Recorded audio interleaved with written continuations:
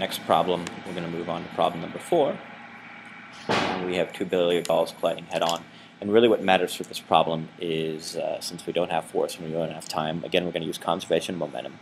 And the direction actually matters. So we have MA, initial. And of course they collide and then they wind up with their final momentum.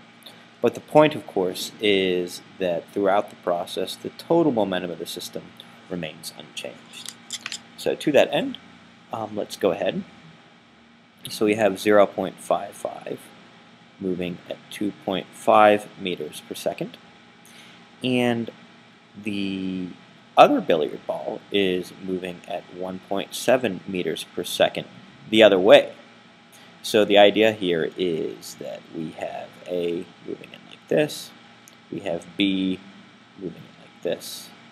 This is at 2.5 and this is at 1.7. And what's going to happen is that they're going to end up colliding. And what we're going to set this equal to is what happens afterwards. So we'll actually have 0.55, that billiard ball, A, moving in the opposite direction to which it was going. So it collides and actually ends up going at 1.4.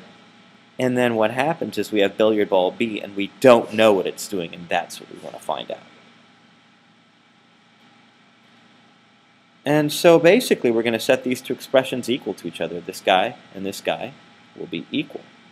And I'm not going to do all the algebra, but when we solve for BB final, we're going to end up getting 4.09 meters per second. Yeah.